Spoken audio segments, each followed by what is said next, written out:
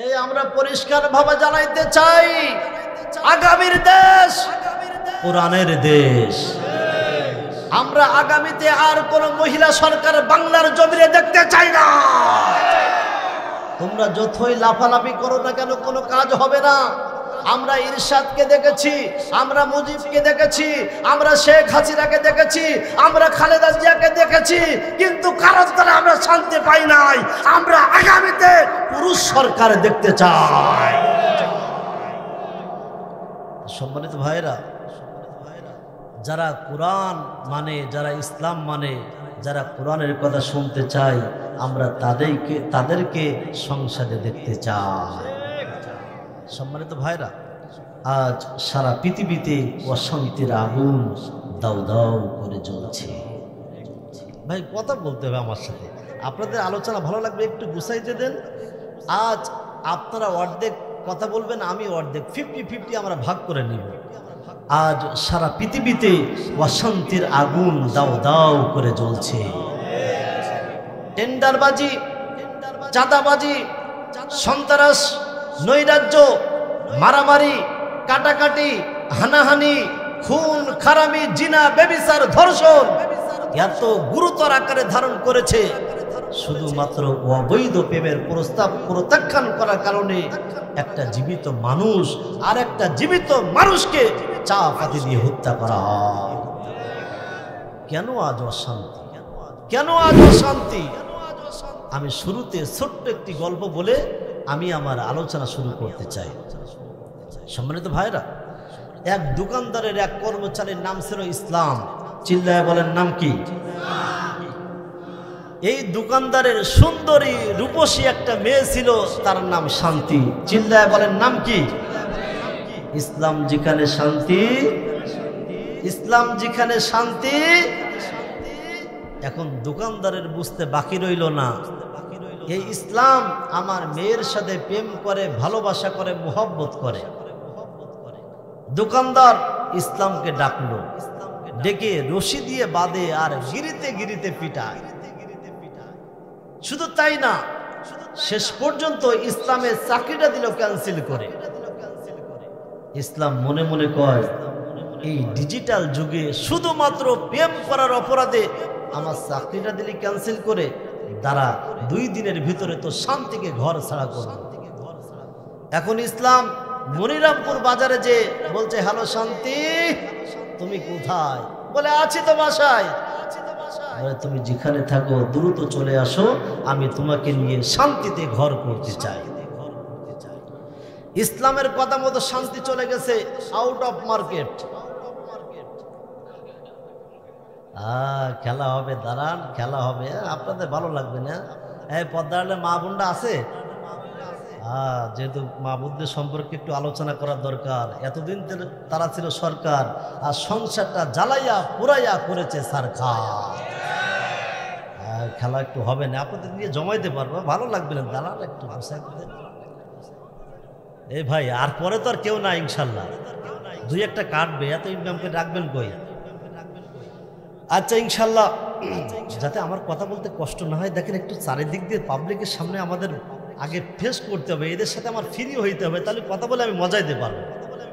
জি, তো সম্মানিত ভাইরা, আমি যে কথা বলতেছিলাম, এখন ইসলামের কথা অনুযায়ী শান্তি ঘর থেকে চলে গেছে আউট অফ মার্কেট। এই দোকানদার সারাদিন দোকানদারি করার পর রাত্রেবেলায় যখন বাসায় আসছে, এসে দেখে বাসার সকল আসবাবপত্র ঠিক আছে, শুধু শান্তি নাই। চিল্লায় বলেন কি নাই? শান্তি নাই। এখন দোকানদার কান্নাকাটি শুরু করে দিয়েছে, কি ব্যাপার, আমার শান্তি নাই, শান্তি নাই। এখন দোকানদারের কান্না শুনে এলাকার লোকজন সবাই ঐক্যবদ্ধ হয়েছে, কি ব্যাপার, তুমি কেন কাঁদো? বলে আমি কাঁদি, আমার শান্তি নাই, শান্তি নাই।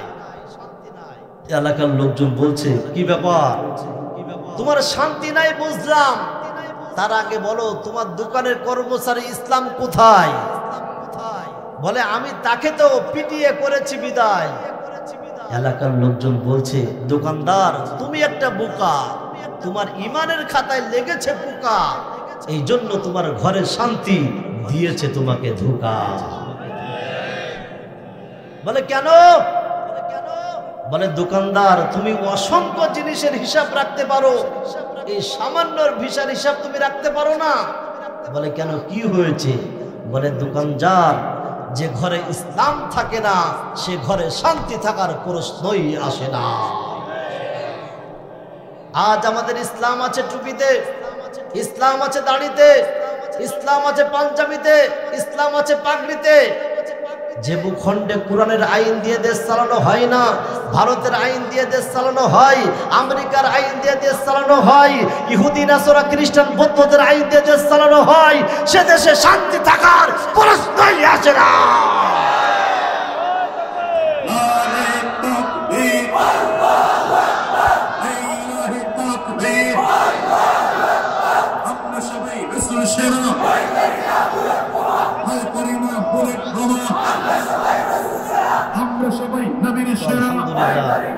এখন যুবক ভাইরা যে কায়দায় ময়দানে নেমেছে, আমার তো মন বলে আগামীর দেশ কোরআনের দেশ। দেখেন যুবক ভাইরা যে কষ্ট করেছে, আলহামদুলিল্লাহ। আমার প্রিয় শাহিন ভাই আমার সাথে বহুদিন থেকে যোগাযোগ রাখে, জামিরুল ভাই আলহামদুলিল্লাহ অনেক মেহনত করতেছে। যুবকদের আহ্বানে আমি খুব খুশি হয়েছি এবং আমিও আমার হৃদয় থেকে আপনাদেরকে একটু আলোচনা শোনাতে চাই। শুনবেন তো আপনারা ইনশাল্লাহ? আচ্ছা, তার আগে একটু বলেন তো, আমার আলোচনা ইতিপূর্বে কি আপনারা এর আগে শুনেছেন? যুবক ভাই চিনতে পারছে। আরে বেটা, এই জায়গা থেকে আরো মনে হয় অনেক বছর আগে মাহফিল হয়েছিল। আমি এই মাহফিলের দ্বিতীয় বক্তা ছিলাম, আর 16 সাল না? এই তো দেখেন সাল সব মনে আছে। তো আমি যখন আলোচনা করে নামলাম, যখন খানা খাচ্ছি, আমার শাহিন ভাই খুব মহব্বত করে, বলে হুজুর আবার আপনার ওঠা লাগবে। ধর পাগল, এখন প্রধান বক্তা উঠছে, এখন কি আমি আর উঠতে পারি? তো ইনশাল্লাহ আমি আপনাদের আলোচনা শুনে আপনাদের আশা করতেছি আপনাদের ভালো লাগবে। তো সম্মানিত ভাইরা, এখন পিছনে সমস্ত চিন্তা চেতনা বাদ। কোথায় আমার মা, কোথায় আমার বাবা, কোথায় আমার সন্তান, কোথায় আমার স্ত্রী? আমার কিছু দেখার দরকার নাই। কোরআন যেখানে আমরাও শিখাই।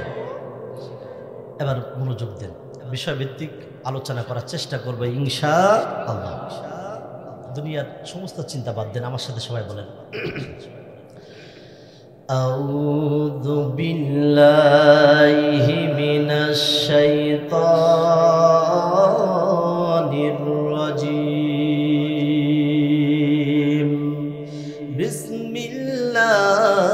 বিসমিল্লাহির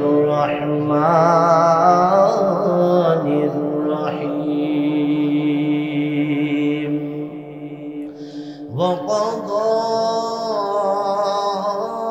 রাব্বুকা আল্লা তা'বুদু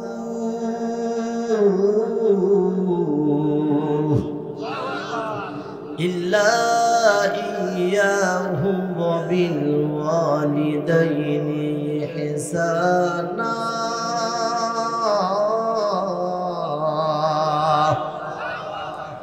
ইম্মা ইয়াবলুগান্না ইনদাকাল কিবারা আহাদুহুমা আও কিলাহুমা ফালা তাকুল লাহুমা উফফিন ওয়ালা তানহারহুমা وقل لهما قولا كريما।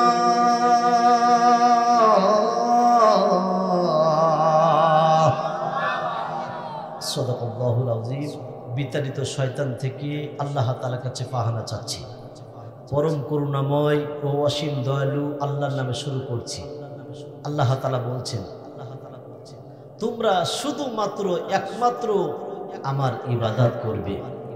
ও আমার প্রিয় ভাইরা, এবার সবাই বলেন তো, আমরা একজনের নামের ইবাদত করব, তার নাম কি? আমরা দুনিয়ার উপরে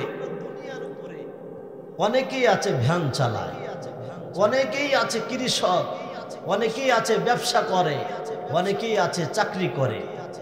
আচ্ছা, দুনিয়ার উপরে যে যাই কর্ম করে সকলের একটা উদ্দেশ্য আছে না নাই? তাহলে আল্লাহ তাআলা আপনাকে আমাকে সৃষ্টি করেছেন আমার রব আমার আল্লাহ তাআলার একটা উদ্দেশ্য আছে না নাই? সেই উদ্দেশ্যটা কি? ওমা খলাকতুল জিন্না ওয়াল ইনসা ইল্লা লিয়াবুদুন। আল্লাহ তাআলা মানব জাতি এবং জিন জাতিকে সৃষ্টি করেছে শুধুমাত্র একমাত্র ইবাদত করার জন্য আল্লাহর। জোরে বলেন কার? এরপর আল্লাহ তাআলা দ্বিতীয় যে মেসেজটা দিচ্ছেন যে তোমরা তোমাদের মা বাবাকে খেদমত করবা। চিল্লায় বলেন খেদমত করবেন কার? এবার যারা কথা বলবে না মনে করবেন মা বাবার সাথে ভালো সম্পর্ক নাই।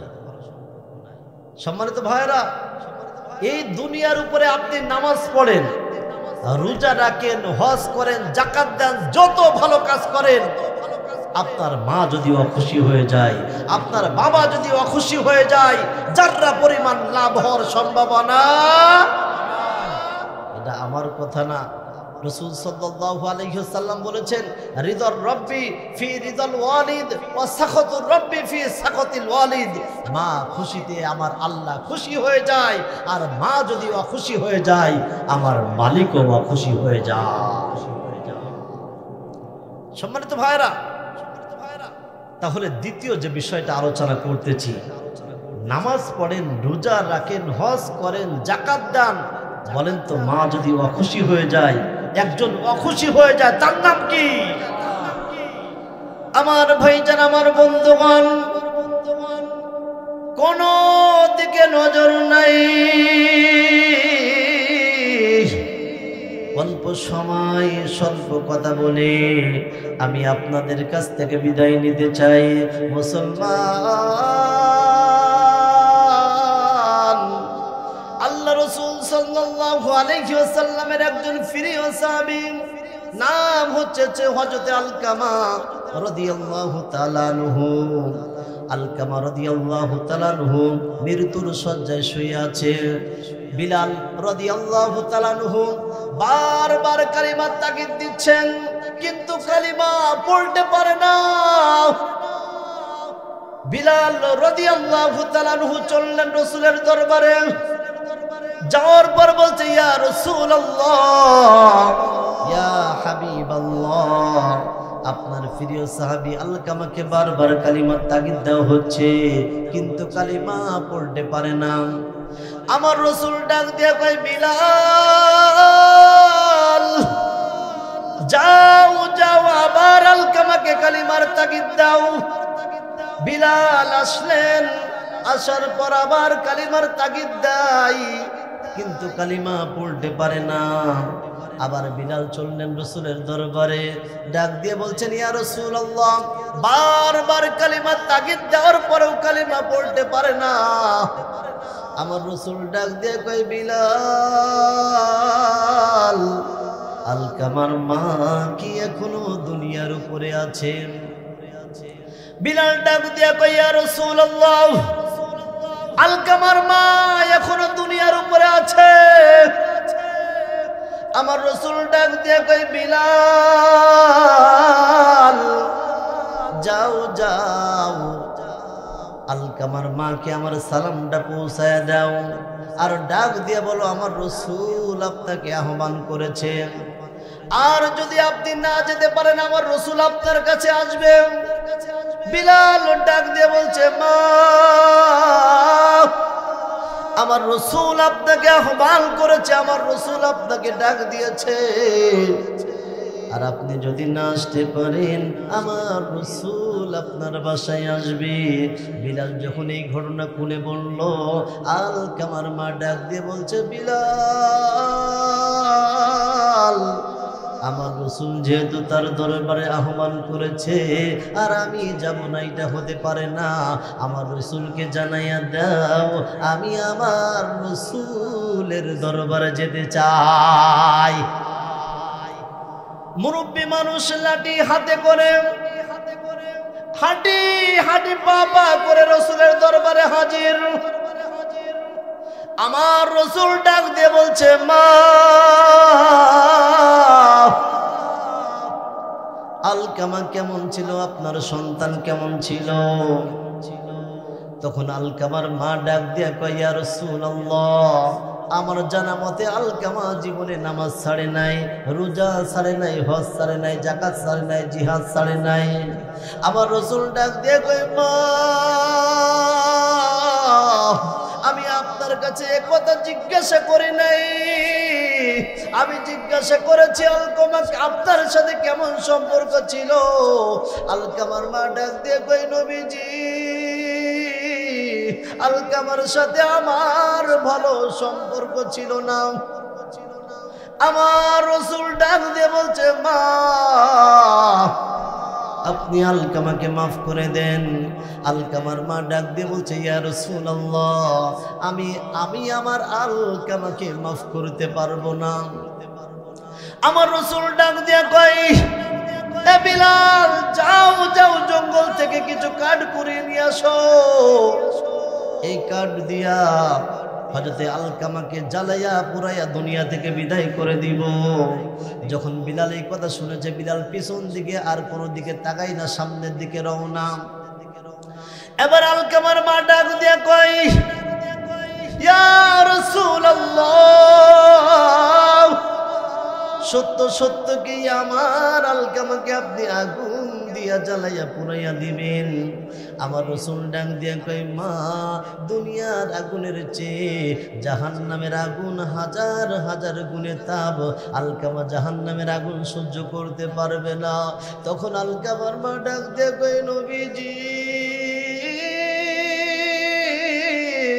আলকামা আমার কলিজার সন্তান, আলকামা আমার কলিজার ধন, আমার সামনে আলকামাকে আগুন দিয়া জ্বালাইয়া পুরাইয়া দিবেন, আমি তো সহ্য করতে পারবো না।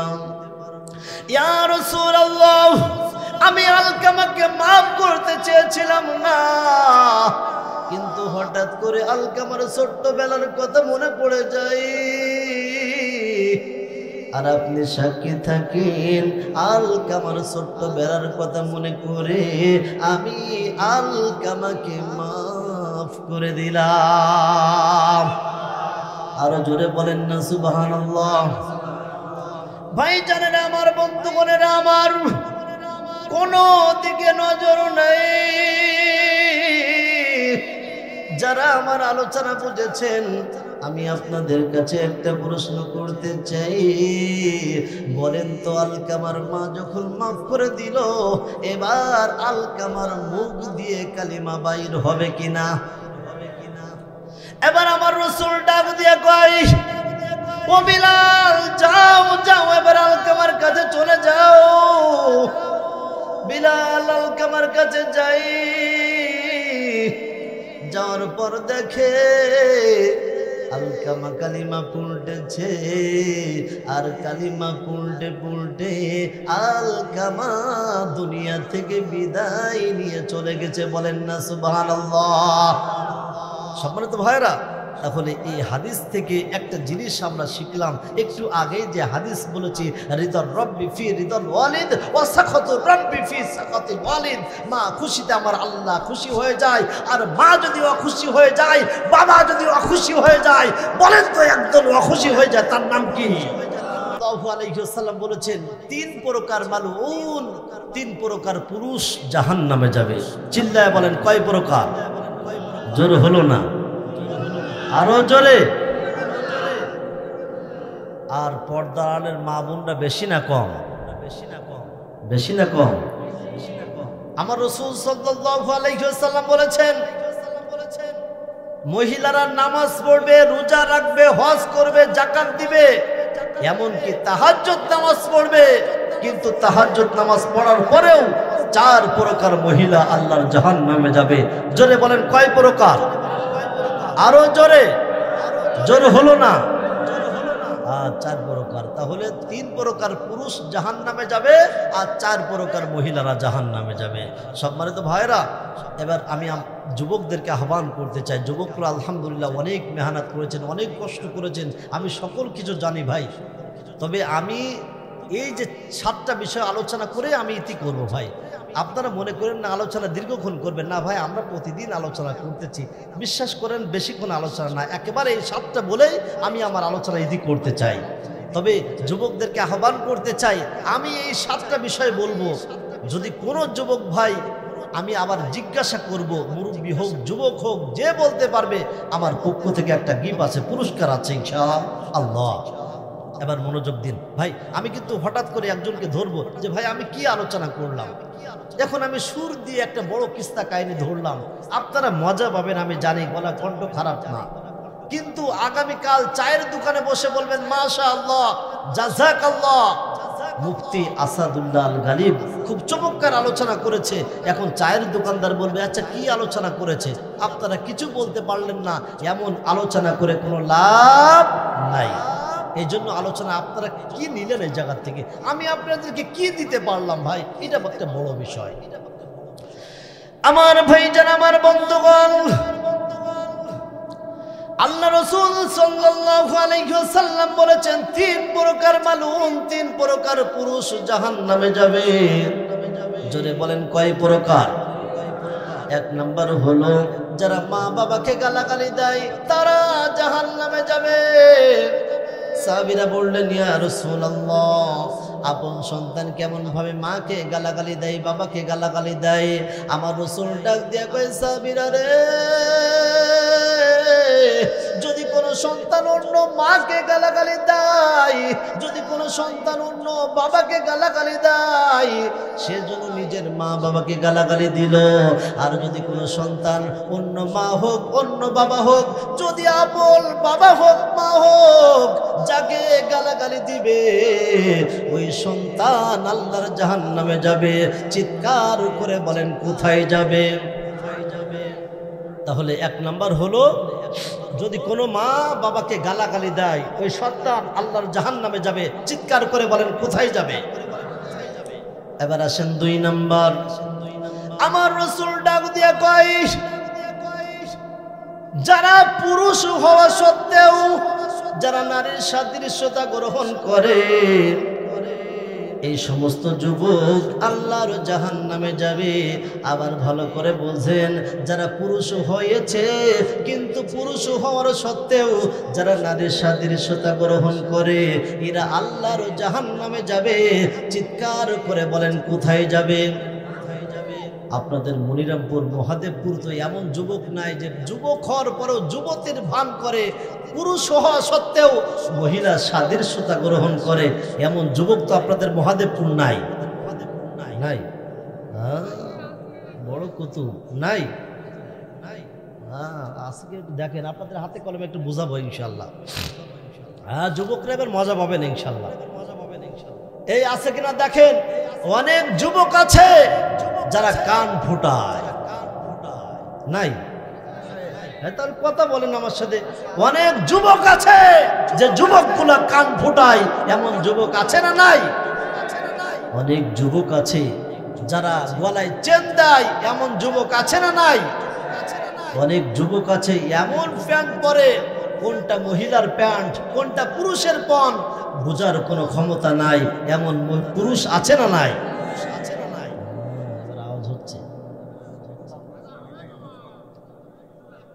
সভাপতিকার চুলও লম্বা আছে ইনশাল্লাহ। আচ্ছা ধরবো ইনশাল্লাহ। আচ্ছা, একটা যুবক সামনের দিকে রওনা, আর একটা যুবক পিছন দিক দিয়ে যাচ্ছে। এখন পিছনের যুবক মনে মনে কয় সামনে মনে হয় শাকিলা আপা যাচ্ছে। এখন সামনে যে দেখে আসলে শাকিলা না, ও শাকিল খান। কি খান? এই যুবক, তুমি তো শাকিল খানের আদর্শ গ্রহণ করতে চাও, তুমি তো মান্নার আদর্শ গ্রহণ করতে চাও, তুমি তো শাকিব খানের আদর্শ গ্রহণ করতে চাও। তুমি কি একবার ভেবেছো মান্না বলো, শাকিব খান বলো, শাকিল খান বলো, এরা আমাদেরকে জাহান্নামে নিয়ে যাচ্ছে। কোথায় নিয়ে যাচ্ছে? এখন প্রশ্ন আসতে পারে, হুজুর শাকিব খান যে আমাদেরকে জাহান্নামে নিয়ে যাচ্ছে, আপনি কোরআন দিলেন না, হাদিস দিলেন না, কিভাবে আপনি বললেন? আমার ভাইজান, আমার বন্ধুগণ, আল্লাহ তাআলা বলছেন ওয়া মিনান নাসি মান ইয়াশতারি লাহওয়াল হাদিস লিয়ুদিল্লা আন সাবিলিল্লাহ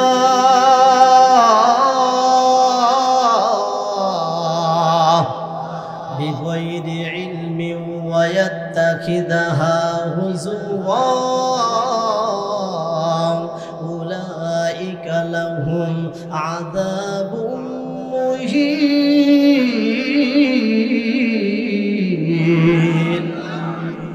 আল্লাহ তাআলা বলছে যারা নাকি ইসলাম থেকে কোরআন থেকে হাদিস থেকে মানুষকে আলাদা করতে চায় গানের মাধ্যমে ছায়াছবির মাধ্যমে ঢোল বাজনার মাধ্যমে তাদের জন্য জাহান্নামের ভিতরে যন্ত্রণাদায়ক শাস্তির ব্যবস্থা করে রাখা হয়েছে।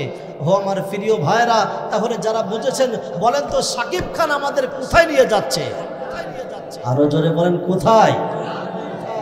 যুবকদের অবস্থা আমি কি বলবো, যদি বলি 1 ঘন্টা লাগবে। হে যুবক, একটা গানের মাধ্যমে বলতে চাই, তোমরা কি আমার সাথে গেতে পারবা? হ্যাঁ, সবাই বলবেন ও আল্লাহ আল্লাহ রে কোন দুনিয়ায় পাঠাইলা আমারে, বলেন আল্লাহ আল্লাহ রে কোন দুনিয়ায় পাঠাইলা আমারে। বর্তমানের পোলা মাইয়া সমান সমান মাপ, লম্বা চুল কাটিয়া মাইয়া মাথায় লাগাই ক্যাপ। আওয়াজ হচ্ছে না? বর্তমানের পোলা মাইয়া সমান সমান মাপ, লম্বা চুল কাটিয়া মাইয়া মাথায় লাগাই ক্যাপ। আল্লাহ আল্লাহ রে কোন দুনিয়ায় পাঠাইলা আমারে, ও আল্লাহ আল্লাহ রে কোন দুনিয়ায় পাঠাইলা আমারে। হিন্দি গানের টান মারিয়া রাস্তা দিয়া যায়, কারো কারো কারো কারো সুরে আমার বুকটা ফাইটা যায়। বুক ফাটা মমতাজ আজ কোথায়? বুক ফাটা মমতাজকে আজ তো বাংলাদেশের লোক খুঁজতেছে। আমার তো মন বলে যখন সংসদে উঠে বলে বুখারী, মুসলিম, তিরমিজি, আবু দাউদ, নাসাই, ইবনে মাজাহ সকল সিয়াসিত্তার কিতাব পড়ে শেষ করেছি, যখন 50 টাকার দামের বেশ্যা যখন সংসদে উঠে কথা বলে, আমার তো মন বলে ওই সংসদ আর পবিত্র থাকতে পারে না, ও অপবিত্র হয়ে যায়। সংসদে উঠে কত বড় বড় কথা, কত বড় বড় কথা যে আমরা এই করব সেই করব। বেশি লাফালাফি করো না। আমরা সামান্য একটু মুখ ধরে নাড়া দিয়েছি, তোমাদের নেত্রী কিন্তু মামার বাড়ি দিল্লি গিয়ে পড়েছে।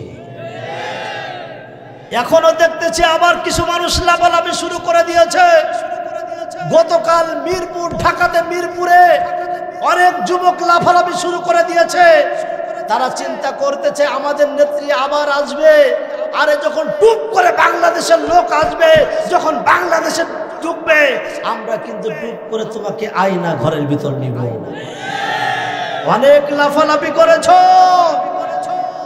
এখনো যারা তোমরা না লাফালাফি শুরু করে দিয়েছো, আবার যদি আমরা মূল ধরে নাড়া দেয়, তোমাদের নেত্রী কিন্তু মামার বাড়ি দিল্লি জায়গা হয়েছে।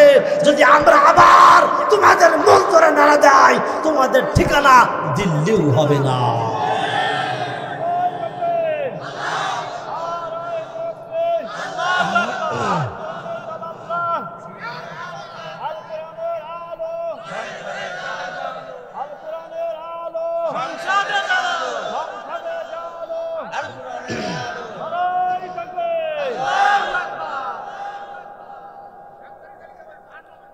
ও আমার প্রিয় ভাই, আসলে দুঃখে হৃদয়টা ভরে যায়। যার কথা না বললে আমি মনে করি কোরআনের মাহফিলের হক আদায় হয় না। আমাদের কোরআনের পাখি আল্লামা দেলোয়ার হোসেন সাইদিকে তারা দুনিয়া থেকে বিদায় করে দিয়েছে। আমাদের হৃদয়ের স্পন্দন যুবকরা তারা রক্ত দিয়েছে, জীবন দিয়েছে। যদি কোরআনের পাখিকে যদি বলতো তারা আমরা কিছু করব না, আমরা দুনিয়ার আবার ছেড়ে দিব, কোরআনের ময়দানে হক কথাগুলো বলবে। আমার তো মন বলে এই যুবক তার রক্ত দিয়েছিল, আরো দিত। আমার তো মন বলে যুবকরা তারা জীবন দিয়েছে, আরো জীবন দিত। কিভাবে তাকে দুনিয়া থেকে বিদায় করব? আপনারা তো মনে করেছে মনে হয় এমনি এমনি দুনিয়া থেকে বিদায় নিয়ে চলে গেছে। আসলে এমনি এমনি দুনিয়া থেকে বিদায় নেয় নাই। আমার ভাইজান, আমার বন্ধুগণ, কোন দিকে নজর নেই।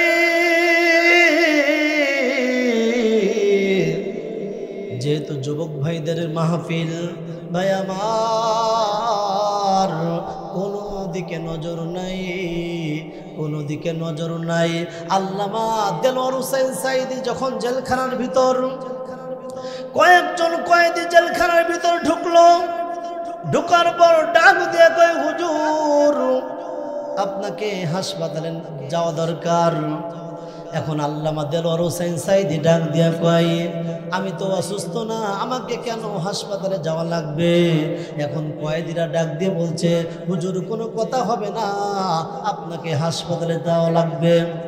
তখন কোরআনের পাখি আসমানের দিকে তাকায়া ডাক দিয়া কয়, আল্লাহ, বলেন না আল্লাহ। আবার একটু মায়াবী কণ্ঠে বলেন না আল্লাহ। আবার বলেন আল্লাহ। আমার কেন যেন মন বলতেছে আজ আমাদের দোয়া আমার মালিক মনে হয় ফিরাবে না।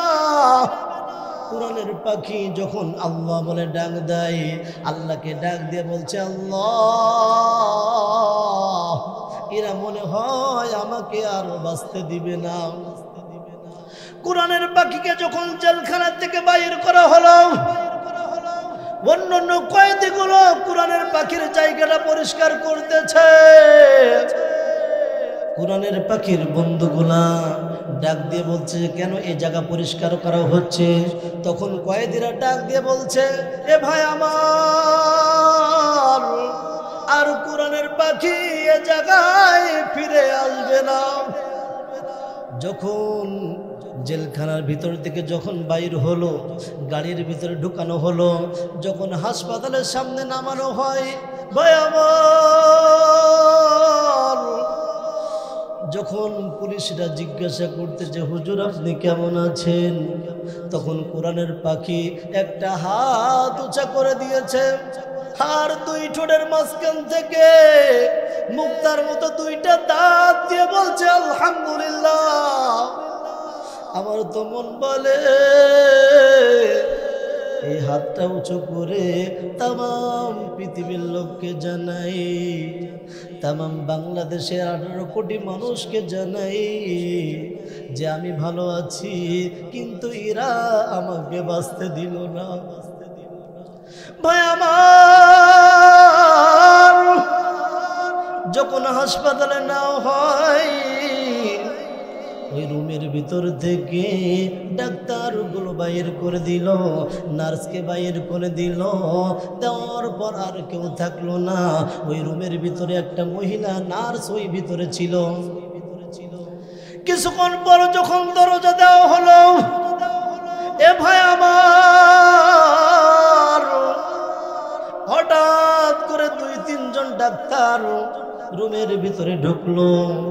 তখন কোরআনের পাখি ডাক দিয়ে বলছে, ভাই আমার সন্তানকে আমার সাথে দেওয়া লাগবে, না হয় আমার কোনো নেতা, আমার দলের কর্মী আমার সাথে দেওয়া লাগবে। তারা ডাক দিয়ে বলে, হুজুর আপনার সাথে কোনো লোক থাকতে পারবে না।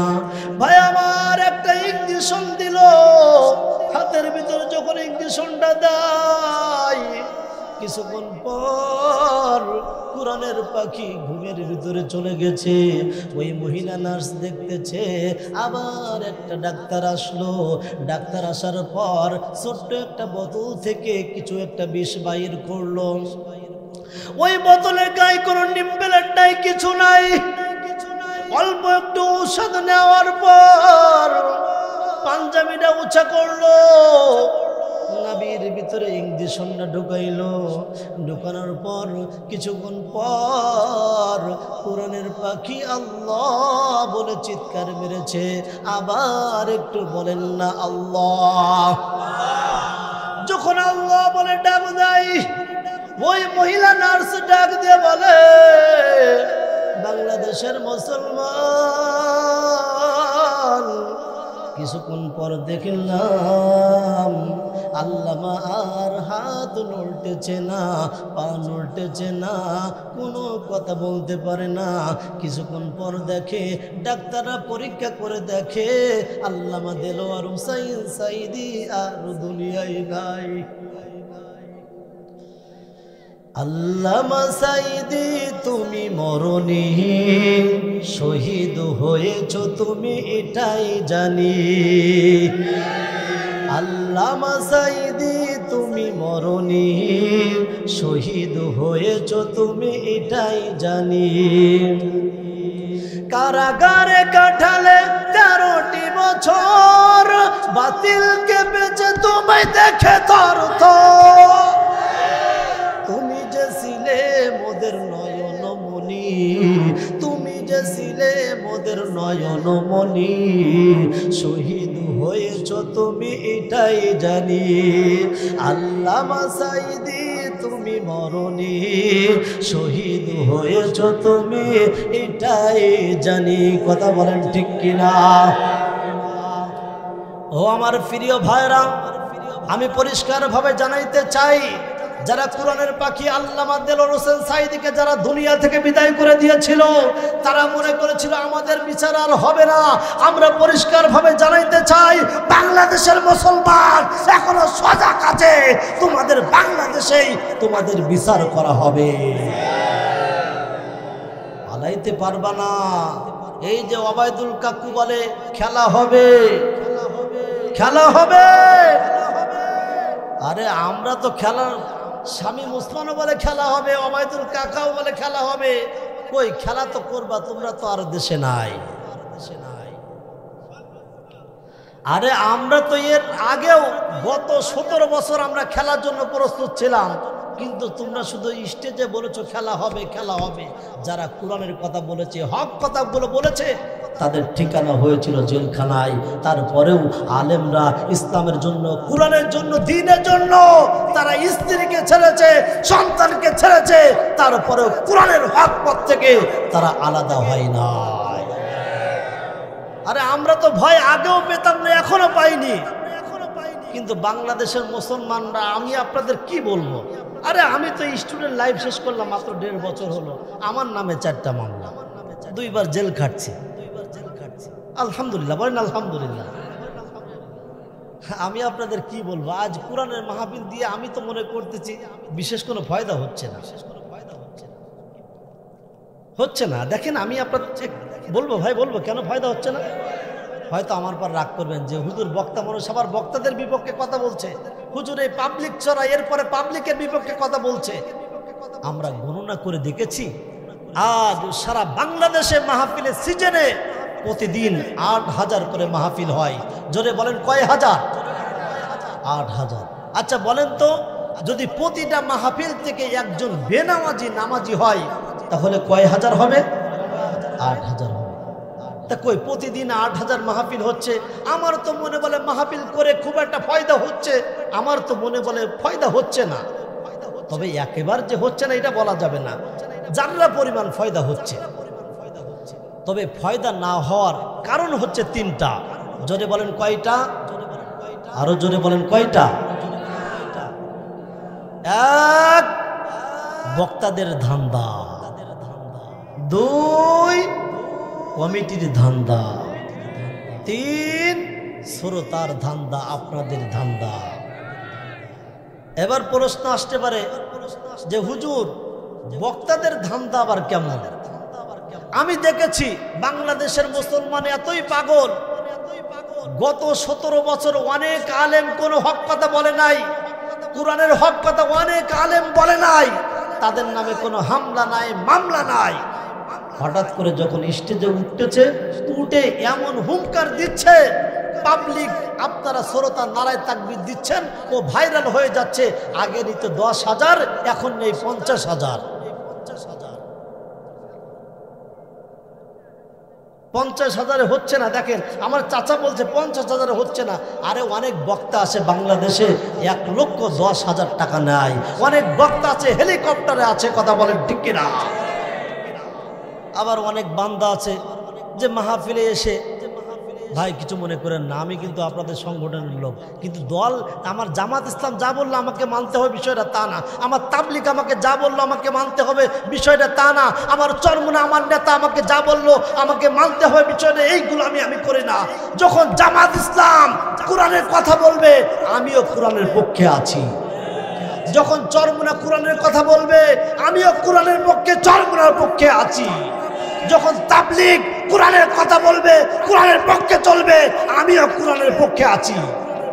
কিন্তু জামাত বলেন, চরমুনা বলেন, হিফাজত বলেন, যদি কোরআনের কোনো বিপক্ষে কথা বলে আমি আসাদুল্লাহ আল গালিব এবং আপনারাও নাই।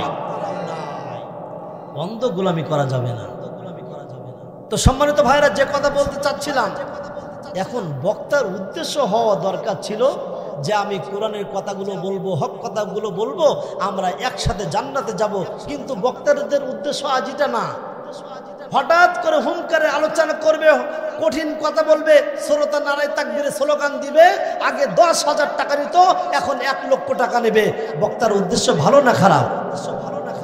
তবে আপনি বলতে পারেন, হুজুর আপনি তো বড় বড় কথা বলতেছেন, আপনি কয় টাকা কন্ট্যাক্ট করেছেন? আরে সন্ধ্যার আগে আমার শাহিন ভাই ফোন দিচ্ছে, হুজুর মন কি খারাপ? আরে গতকাল টাঙ্গাইল মাহফিল করলাম ভাই, আগামীকালকেও কেশবপুর মাহফিল, প্রতিদিন আলহামদুলিল্লাহ মাহফিলে যাচ্ছি। এখন শাহিন ভাই ডাক দিয়ে বলে, হুজুর টাকা পাঠাননি, মন কি খারাপ? আমি ধর বেটা, আপনি আমার ভাই না, টাকা পয়সার কোনো বিষয় না। এই যে কয় টাকা দিবে আমি কিন্তু তাও জানি না, কত দিবে না আপনারা সেটাও আমি জানি না। আমি মনে মনে বলি যে আমি তো দিনের কথা বলতেছি। আচ্ছা আমি যদি এই রাত্রিবেলায় ঘুমের ভিতরে চলে যাচ্তাম, আমার আসাদুল্লাহ আল গালিব কে নাম প্রচার করতো, এই যে 2 দিন আগে 3 দিন আগে আল্লাহ তাআলা আমাকে এত সম্মান দিল, এত সম্মান দেওয়ার পরেও কেন আমার এত টাকার প্রয়োজন? আর টাকার প্রয়োজন আছে ভাই, কিন্তু 1 লক্ষ টাকার প্রয়োজন আমার নাই। আপনারা যে যায় টাকা দেন ভাই, আমি কিন্তু আপনাদের কাছের লোক, পরিচয় নেবেন, এই জায়গায় আমার 10 জন আত্মীয় আছে, পরিচয় নেবেন, দেখবেন আপনারা পাবেন 10 জন আত্মীয় আছে। তো ভাই আপনারা যে টাকা দিয়েছেন অল্প বয়সে, আলহামদুলিল্লাহ, আমি কেশবপুর প্রতাপপুর চৌরাস্তায়, এই যে ভাই আমার সাথে থাকে, আলহামদুলিল্লাহ, সর্বক্ষণ যখন এলাকাতে থাকি ভাই আমার সাথে থাকে। এই যে আপনারা যে যা টাকা দেন, আমি 26 লক্ষ টাকা খরচ করে আমি আমার মায়ের নামে একটা মাদ্রাসা করেছি, বলেন আল্লাহু আকবার। আমিও গরিব মানুষের সন্তান, আমার মা ডাক দিয়ে বলেছিল, আসাদুল্লাহ আল গালিব তোমার তো এখন টাকা পয়সা নাই, যদি কোনোদিন টাকা পয়সা হয় আমার নামে একটা মাদ্রাসা করে দিও। চিৎকার করে বলেন আল্লাহু আকবার। আর আমি আমার মাদ্রাসা, আমি আমার মায়ের নামে এই পর্যন্ত 26 লক্ষ টাকা খরচ করেছি, 22 লক্ষ টাকা আমার, কিন্তু কারো কাছে 2টা টাকা চাই নাই। বলেন আলহামদুলিল্লাহ। আচ্ছা যে কথা বলতেছিলাম, এবার বলেন আমার কথা যদি বুঝতে পারেন বক্তার উদ্দেশ্য ভালো না খারাপ? এবার আসেন কমিটির উদ্দেশ্য, কমিটির ধান্দা। কমিটির ধান্দা হচ্ছে এই, গত 10 বছর আগে এই জায়গায় মাহফিল করেছিল, ওই মাহফিলে যদি লস হয়ে যেত, তা মনে মনে বলে যে আমরা তো মাহফিল করি আর লস হয়, তাহলে আগামী বছর আর মাহফিল দিব না, যেহেতু এত কষ্ট করে আমাদের মাহফিলে লস হয়ে যায়, তাহলে আমরা আর মাহফিল দিব না। আচ্ছা মাহফিল তো লস লাভের উদ্দেশ্য না, আপনারা আসছেন, আমাদের দাওয়াত দিয়েছেন, আমরা কোরআনের কথা বলবো, হাদিসের কথা বলবো, এই কথাগুলো যে আপনারা আমল করে আমরা সবাই জান্নাতে যাব, এটা কমিটির উদ্দেশ্য থাকা দরকার ছিল। এবার বলেন কমিটির উদ্দেশ্য ভালো না খারাপ? এবার আসেন আপনাদের ধরি, শ্রোতা পাবলিক বড় মারাত্মক সমস্যা। পাবলিক কেমন সমস্যা দেখেন, 2018 সালে আমার প্রথম যখন মামলা হয়, 2018 সালে সাথে আমি মাহফিল করতে গেলাম, তখন আমি মনে হয় ফাজেল বই। এখন মাহফিল করতে যখন গেলাম, স্টেজ থেকে আমি আলোচনা করতেছি কোরআন দিয়ে হাদিস দিয়ে, পাবলিক আলহামদুলিল্লাহ অনেক খুশি, চাতক পাখির মতো তাকিয়ে আছে। স্টেজে পুলিশ আসলো, আমাকে গ্রেফতার করে নিল, বিশ্বাস করেন ভাই, ওই শ্রোতা সারছাদ থেকে একটা মানুষ আমাকে কোনোদিন জেলখানায় দেখতে যায় নাই। বিশ্বাস করেন ভাই, কোনোদিন যায় নাই। আমার মনে বড় কষ্ট। তা আপনাদের জন্য হক কথা বলি, আপনাদের জন্য কোরআনের কথা বলি। তা আপনারা শুধু দূর থেকে ভালোবাসা দিলে হবে না।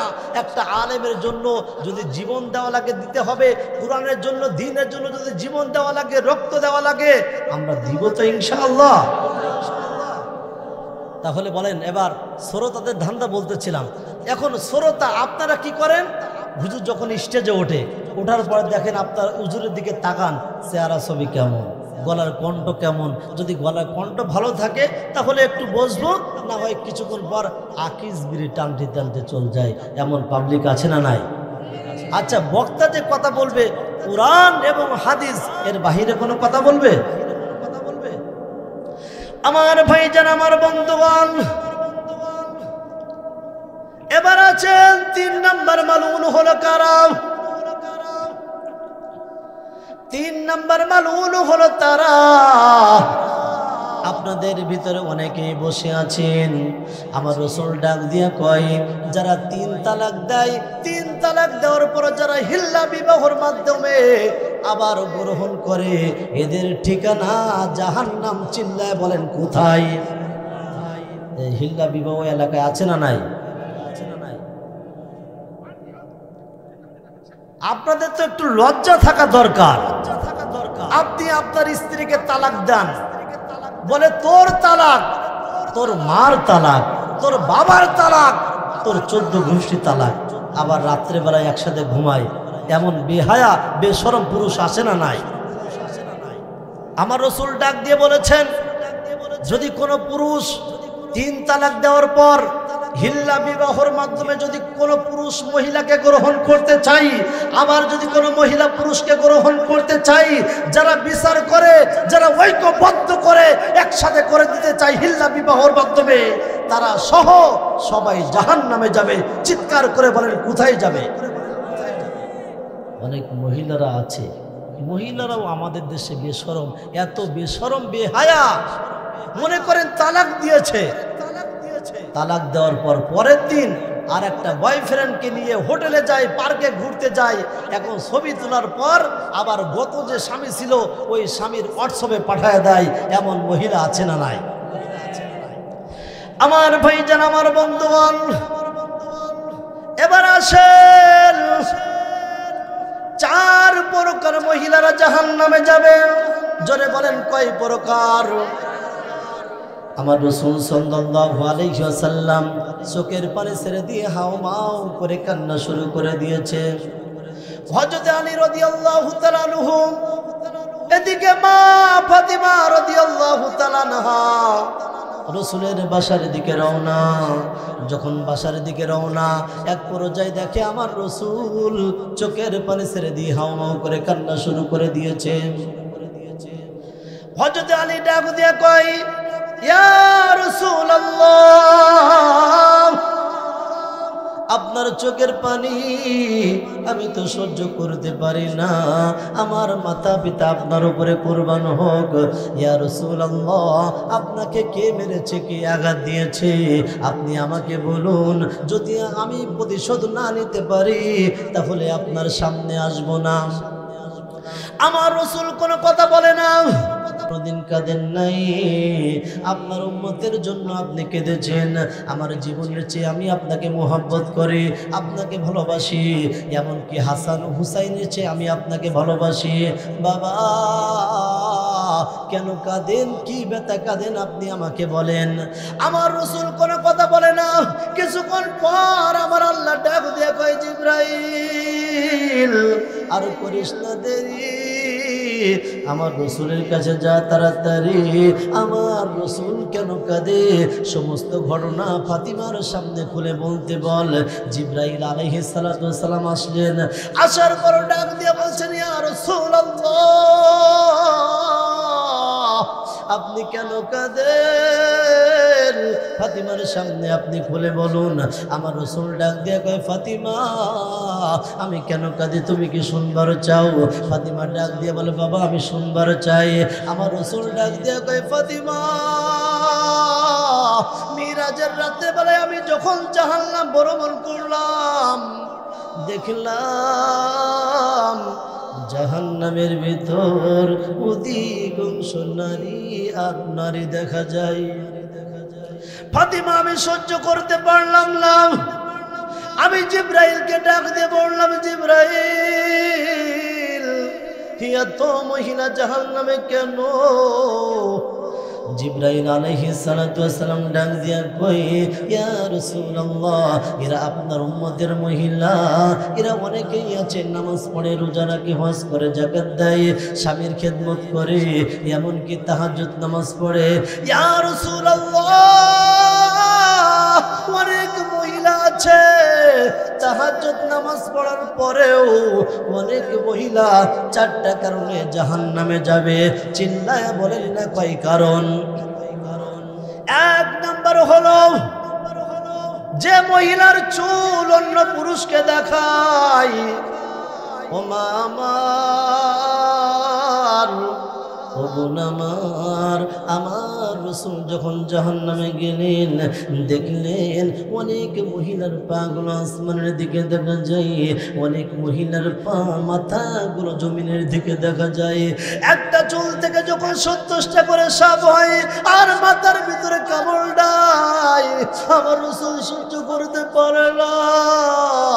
জিব্রাইলকে ডাক দিয়ে কই, জিব্রাইল, এরা কেন, কোন কারণে জাহান্নামে আসলো? আমার জিব্রাইল ডাক দিয়া কয়, ইয়া রাসূলুল্লাহ, এরা জাহান্নামে আসার 1 নম্বর কারণ হলো যে মহিলার চুল অন্য পুরুষকে দেখায়, ওই মহিলারা জাহান্নামে যাবে। চিৎকার করে বলেন কোথায় যাবে? 2 নম্বর কারণ হলো এ যুবক, কোন দিকে নজর করবি না, দেখ না রে একটু চোখে পানি আসে কিনা। আমার রাসূল ডাক দিয়া কয়, 2 নম্বর কারণ হলো যে মহিলার স্বামী আছে কিন্তু স্বামী থাকা সত্ত্বেও যারা পরকীয়া করে, অন্যর সাথে সম্পর্ক করে, যে মহিলা পরকীয়া করে ওই মহিলা জাহান্নামে যাবে। চিৎকার করে বলেন কোথায় যাবে? ভাই আমার, অনেক ভাই বসে আছেন, আপনার স্ত্রী আছে, কিন্তু রাত 12টার পর আপনি ঘরের ভিতরে দরজা দিয়া, জানালা দিয়া আপনি মনে করেন দুনিয়ার কেউ দেখে না, আপনি অন্য নারীর সাথে গল্প করেন। আবার অনেক মা আছে রাত 12টার সময় জানালা দিয়ে দেয়, দরজা দিয়ে দেয়, দেওয়ার পর অন্য পুরুষের সাথে মোবাইলে কথা বলে। আমার ভাইজান, আমার বন্ধুগণ, দুনিয়ার মানুষ হয়তো জানালা দিলে দেখে না, দুনিয়ার মানুষ হয়তো দরজা দিলে দেখে না, কিন্তু একজন দেখে, তার নাম কি? আরো জোরে বলেন নাম কি? ভাই আমার, আমি বাস্তব যদি একটা গল্প আপনাদেরকে শোনাইতে পারি তাহলে আপনাদের ভালো লাগবে। ভাই আমার, ময়মনসিংহ জেলায় গোপালগঞ্জ গ্রামে এই যে কয়েকদিন আগে আমি মাহফিলে গেলাম, এ ভাই আমার এই ঘটনা মোবাইলে হাজার হাজার মানুষ দেখেছে, চোখের পানি ছেড়ে দিয়ে কাঁদে। অনেকেই আমার এই আলোচনাটা শোনার জন্য দেশ থেকে বিদেশ থেকে অনেকেই ফোন দেয়, হুজুর এই আলোচনাটা আপনি বারবার করবেন। এ ভাই আমার, ময়মনসিংহ জেলায় গোপালগঞ্জ গ্রামে একজনের স্বামীর নাম হলো লোকমান। জোরে বলেন নাম কি? এই লোকমান ঢাকায় রেলওয়েতে চাকরি করে, বুধবার ছুটিতে আসে, আবার শুক্রবারে চলে যায়। ভাই আমার, এই লোকমানের স্ত্রীর নাম হলো রুকসানা। জোরে বলেন নাম কি? এই রুকসানা পরকীয়া করে, প্রেম করে, ভালোবাসা করে, মুহাব্বত করে। যে যুবকের সাথে প্রেম করে নাম হলো মাহবুবুর রহমান। জোরে বলেন নাম কি? এই মাহবুবুর রহমানের সাথে যখন প্রেম করে কিন্তু স্বামীর জন্য ভালোবাসা জমাইতে পারে না, মোহব্বত জমাইতে পারে না। এখন রুকসানা মাহবুবুর রহমানকে ডাক দেয়া কয়, আমার স্বামীর জন্য তো আমরা ভালো করে প্রেম ভালোবাসা করতে পারি না, তাহলে কি করা যায়? এখন রুকসানা চিন্তা করলো,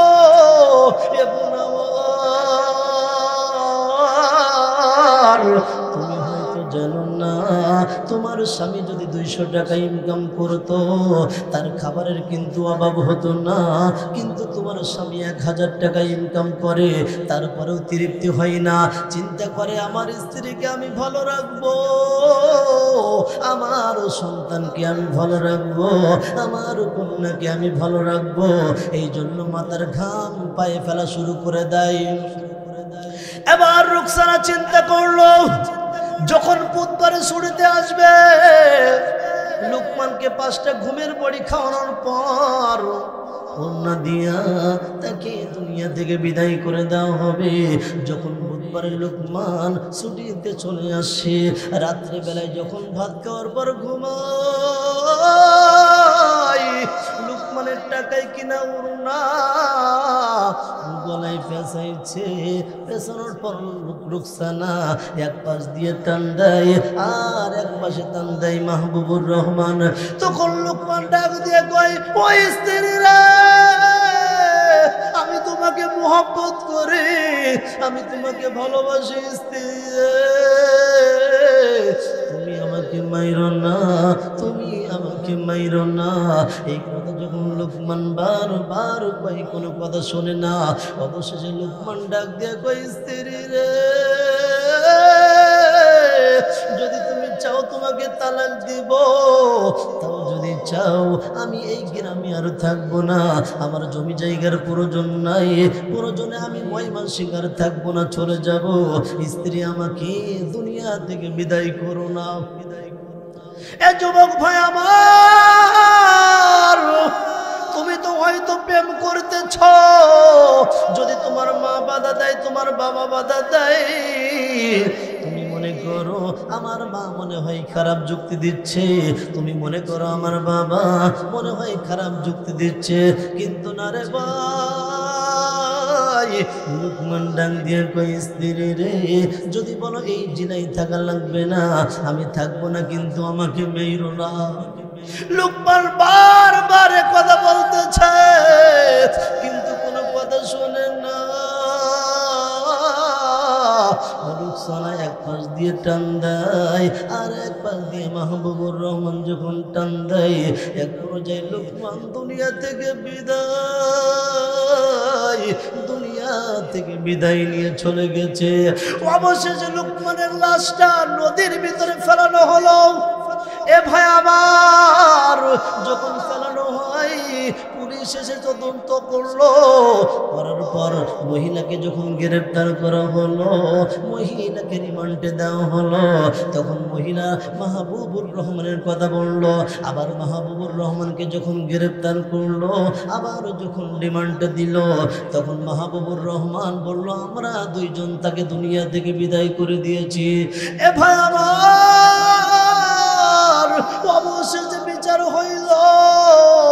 লুকমান যেহেতু দুনিয়া থেকে বিদায় করে দিয়েছে, লুকমানকে 50,000, লুকমান দুনিয়া থেকে বিদায়, এখন মাহবুবুর রহমান আর রুকসানাকে 50,000 টাকা জরিমানা করা হলো, আর এক পর্যায়ে তাদের 6 বছর জেল দেওয়া হলো। এখন আমি আপনাদের প্রশ্ন করতে চাই, ভাই আমার, বলেন তো 50,000 টাকা জরিমানা করার পর যদি 6 বছর জেল দেওয়া হয়, এ দেশ থেকে কি পরকীয়া বন্ধ হবে? হবে? হবে না। তাহলে যদি পরকীয়া বন্ধ করতে চাই, একটা জিনিসের নিকট আসা লাগবে, বলেন তো তার নাম কি? আরো জোরে বলেন।